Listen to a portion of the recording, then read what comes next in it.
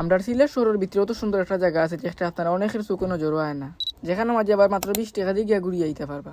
ভিডিওর মাঝে দেখাই এই জায়গাটা কোন জায়গার মাঝে পড়ছে আর আপনারা কিলাখান গিয়ে এখান থেকে গিয়ে ঘুরিয়ে আইবা। হ্যালো গাইজ, আসসালামু আলাইকুম। কিতা অবস্থা আপনারা? আশা করি সব ভালো আছেন। লালপুরির লিয়া বার থেকে বার হয়ে গেলাম।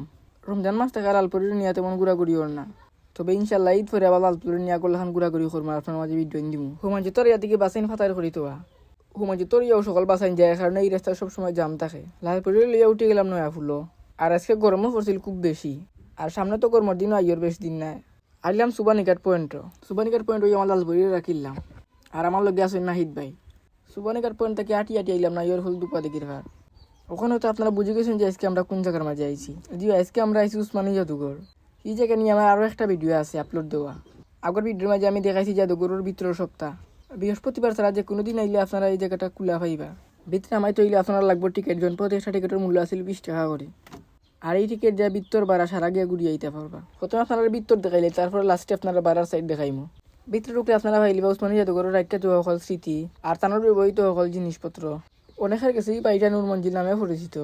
আরেকটা বঙ্গবীর এমজি আতাউরগনি উসমানীর কৃতিত্ব নিবাস। ভিতর ঘুরাঘুরি শেষ করে বার হয়ে গেলাম বাড়ার পরিবেশটা দেখতে খুব বেশি সুন্দর লাগে। চারিবার দিকে গাছপালা, নীরব একটা পরিবেশ। আর এখানে মাঝে আপনারা ফটো এবং ভিডিও করতে পারবা। খুব সুন্দর সুন্দর প্লেস আইন আছে ফটো তুলবার লাগিও। আছে দুলনার বইবার লাগিও অনেক সুন্দর প্লেস, যেখানে মাঝে আপনারা বন্ধু বান্ধব নিয়ে সময় কাটিয়ে যেতে পারবা। তো ভিডিওটা আমি বেশ লম্বা করতাম চাইলাম না। আজকে ভিডিওটা আমার তখন তো আসলে নিয়মিত টাপে বলে কিংবা নতুন নতুন জায়গায় নিয়ে ভিডিওতে চাইলে আমার ইউটিউব চ্যানেল সাবস্ক্রাইব করে রাখতাম। লিঙ্ক কমেন্ট বক্সে দেওয়া রাখবো। সবাই আসসালামু আলাইকুম।